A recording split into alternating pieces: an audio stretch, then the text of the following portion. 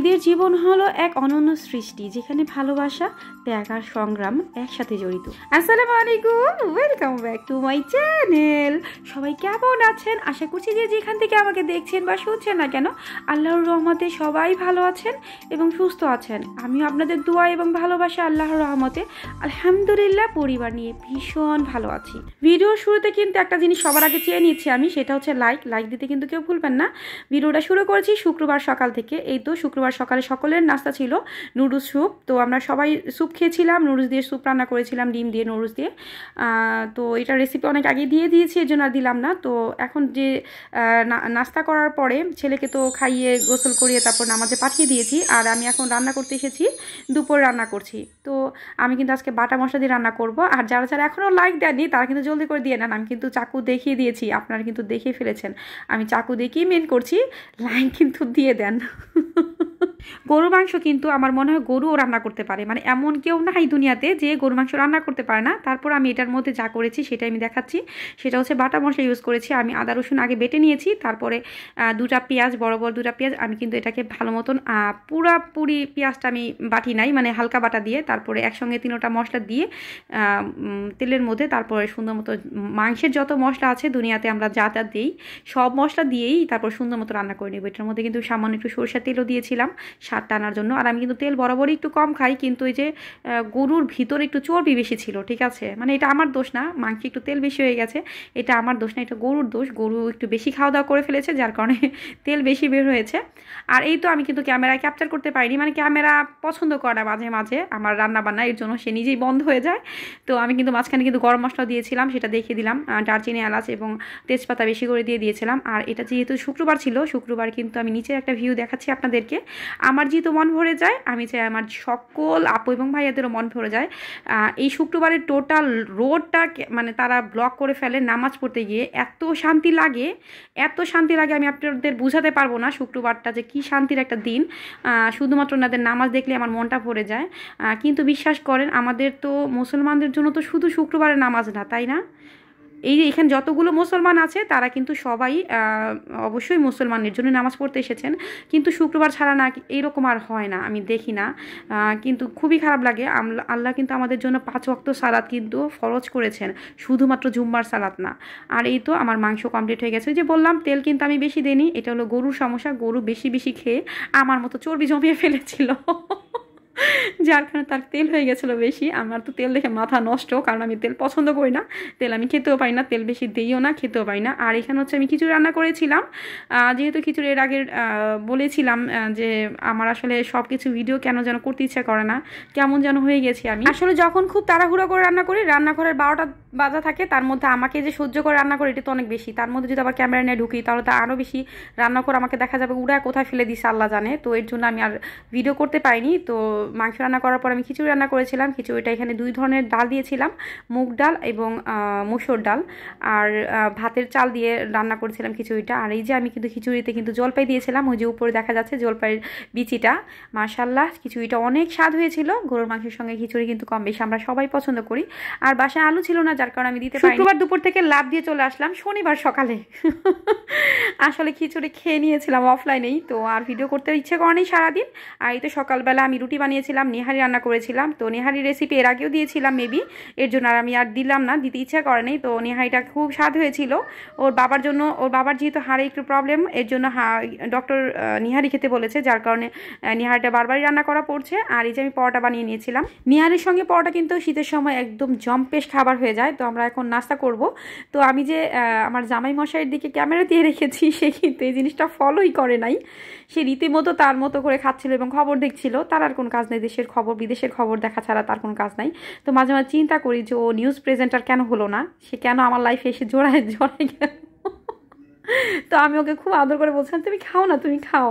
ও তাও বুঝতে পারি যে আমি ক্যামেরা ওর দিকে নিয়ে রেখেছিলাম। বিষয়টা হচ্ছে আমার হাজব্যান্ড ভিডিও বা ছবি তোলা পছন্দ করে না, একদমই পছন্দ করে না। তো ওর দিকে ক্যামেরা নিলে তো ওর 12টা বেজে যায়, মানে মেজাজ গরম করে থাকে আমার দিকে।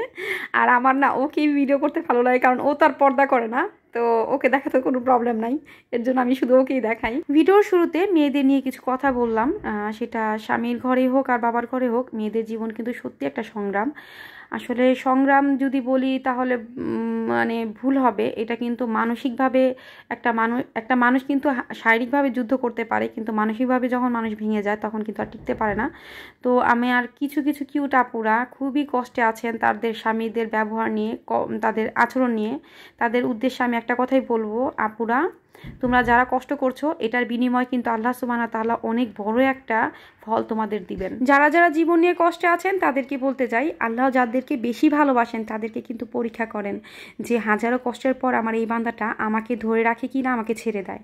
তো প্লিজ কেউ দুঃখে থাকার পরও আল্লাহকে ভুলে যেও না। আমার সকল আপু ভাইয়া আন্টি আঙ্কেল যারা আমার কথা শুনছেন, যারাই বিপদে থাকেন না কেন, যারাই কষ্টে থাকেন না কেন, আল্লাহকে আরও বেশি জড়ায় ধরেন, আল্লাহকে আরও বেশি সিজদা করেন, তাহলে দেখবেন আল্লাহ আপনার সকল সমস্যা দূর করে দিবেন। আর আজকে আমার ভিডিও যাওয়ার কথা ছিল 3টা বাজার 5 মিনিট আগে, 2:55-তে, কিন্তু আজকে আমার কিছু গতকাল রাতে আমার কিছু অনাকাঙ্ক্ষিত কিছু কাহিনী ঘটে আমার সঙ্গে, যার কারণে আমার আজকে ভিডিও দিতে লেট হয়ে গেছে। গতকালকে বলতে মানে শনিবার দিন রাত্রে প্রায় 2টা-3টা বাজে, রাত 2টা-3টা বাজে কিছু অনাকাঙ্ক্ষিত কাহিনী আমার সঙ্গে ঘটে, যার কারণে শরীর ভীষণ অসুস্থ ছিল। আমি আজকে ভয়েস ওভার দিতে দিতেই প্রায় ভয়েস ওভার মনে হয় দিয়েছি 4টা বাজে, যার কারণে আজকে ভিডিওটা একটু লেট করে যাচ্ছে। প্লিজ একটু কষ্ট করে সবাই দেখে নিও। আর আমার ভিডিওতে যারা যারা এখনও লাইক দেননি প্লিজ একটু কষ্ট করে লাইক দিয়ে দেন। আর যারা যারা এখনও সাবস্ক্রাইব করেনি সাবস্ক্রাইব করে আমার পাশেই থেকে যেতে পারেন। আমি কিন্তু বন্ধু হিসাবে অনেক ভালো একটা বন্ধু। গতকাল রাতে 2টা-3টার পর থেকে আমার সঙ্গে কিছু প্যারানর্মাল ঘটনা ঘটে। সবাই যারা পুরাতন যারা বন্ধু আর আমার সঙ্গে যারা জড়িত আছো তারা কিন্তু জানো যে আমাদের নিম গাছে কিন্তু অনেকগুলো জিন থাকে। আর আমাদের ফ্ল্যাটেও কিন্তু প্রায় আশেপাশের ফ্ল্যাটগুলোতেও মানে এই বাড়িতে টোটাল সব ফ্ল্যাটেই জিন ঘোরাফেরা করে। যারা আসলে বিশ্বাস করো না তাদের উদ্দেশ্যে বলছি না, যারা বিশ্বাস করো তাদের উদ্দেশ্যেই বলছি। গতকালকে একটু সমস্যা একটু বেশি হয়েছিল ফ্ল্যাটের মধ্যেই। তো আমি প্রায় 3টা থেকে নিয়ে অনবরত প্রায় ফজর আজানের পর পর্যন্ত একটু অসুস্থ ছিলাম। এখন কি অসুস্থ ছিলাম এটা যদি বলতে যাই অনেকগুলো আপুই ভয় পেয়ে যাবে, যার কারণে আমি ভয় দেখাতে চাচ্ছি না কাউকে।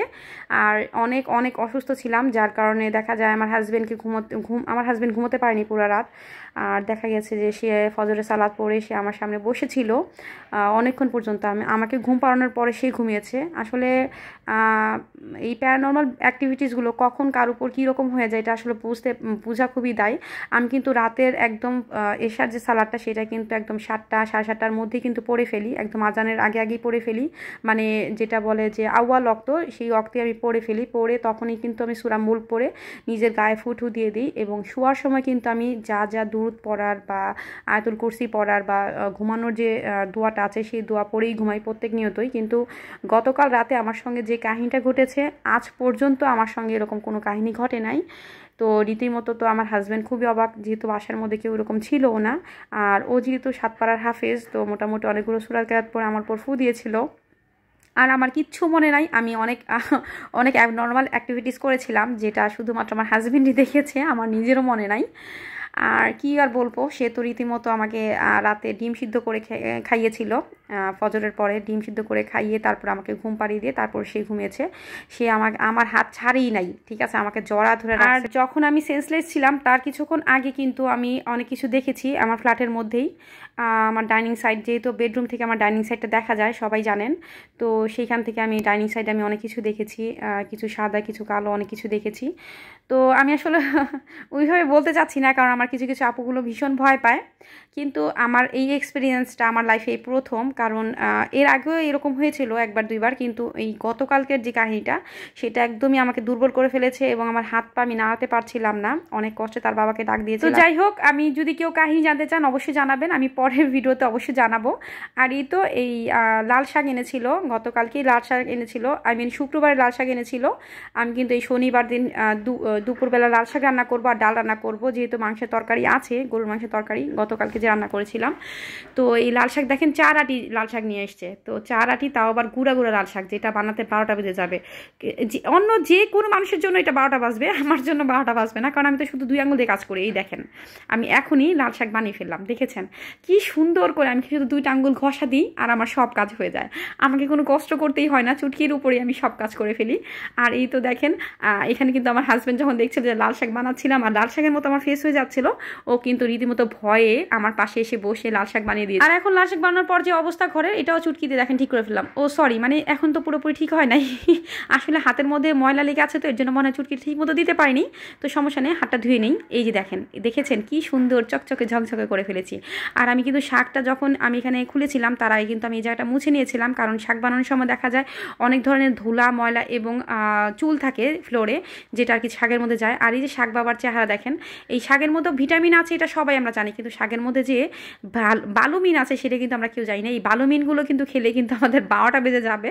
তো আমি এই শাকটাকে সুন্দর মতো 10 মিনিট ভিজিয়ে রেখেছিলাম, তারপর দেখেন অটোমেটিক বালি কাদা যা কিছু আছে সবগুলো বের হয়ে গেছে। তারপর আমি প্রায় 2 মিনিট ভিজিয়ে রেখেছিলাম, তারপরে এগুলো প্রায় 5 থেকে 6 বার আমি ধুয়েছি, যতক্ষণ পর্যন্ত বালিবিহীন এবং এই কালারবিহীন পানি না বের হচ্ছে, মানে একদম স্বচ্ছ পানি না বের হয়েছে, ততক্ষণ পর্যন্ত আমি ধুয়েছি। আর এই যে লাল শাকের পানি, আমার আম্মু ছোটোবেলা আমাদের যেটা করতো, যে লাল শাকের যে সিদ্ধ করার পর যে পানি বের হতো সেটা কিন্তু আমাদের আমাকে এবং আমার ভাইয়াকে খাইয়ে দিত। তো সেই কাজটাই আমি আজকে আমার হাজব্যান্ডের উপর প্রতিশোধ নিয়েছি। আমার মা আমার সঙ্গে করেছে, আমি তোরে ছাড়বো নাকি, ঠিক আছে তোরে আমি খাওয়াই দেবো। তো ওর যেহেতু অ্যাক্সিডেন্টে ভালোই ব্লাড গিয়েছে, তো ওর কিন্তু লাল শাকের পানি খুব দরকার, তো আমি ওকে দিয়ে গিয়েছিলাম যে তুমি খাও, পক পক করো না, একটু লাল শাক খাও। তোর তো কোনো কাজ নেই পক পক করা ছাড়া। আর আমি এখানে লাল শাক ভাজি করতে চলে এসেছি। আমি যখন সিদ্ধ করেছিলাম তখন শুধুই কাঁচামরিচ এবং একটু পেঁয়াজ এবং লবণ দিয়ে সিদ্ধ করেছিলাম। আর এই যে এখন বাগারের সময় যেটা দেবো সেটা হচ্ছে সরিষার তেল এবং সয়াবিন তেল দুটাই মিক্স করে দিয়েছি। সরিষার তেল আমার শাকে দিলে খুবই ভালো লাগে, বেশি করে পেঁয়াজ রসুন এবং কাঁচামরিচ দিয়ে ভালো করে লাল লাল করে একদম ভাজা ভাজা করব।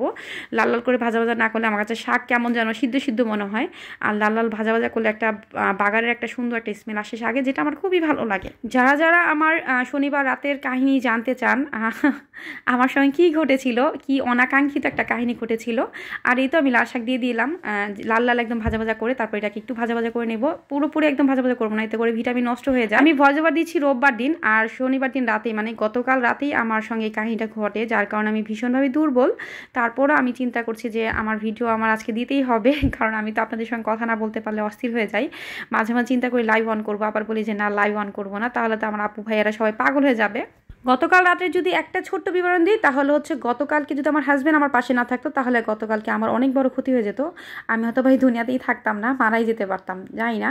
আর এই যে গরুর মাংস বলেছিলাম গতকালকে গরুর মাংস, এই গরুর মাংস এখন গরম দেখে নেব। ভালো থাকবেন, সুস্থ থাকবেন, দোয়ায় আমাকে অবশ্যই স্মরণ করবেন। আসসালামু আলাইকুম।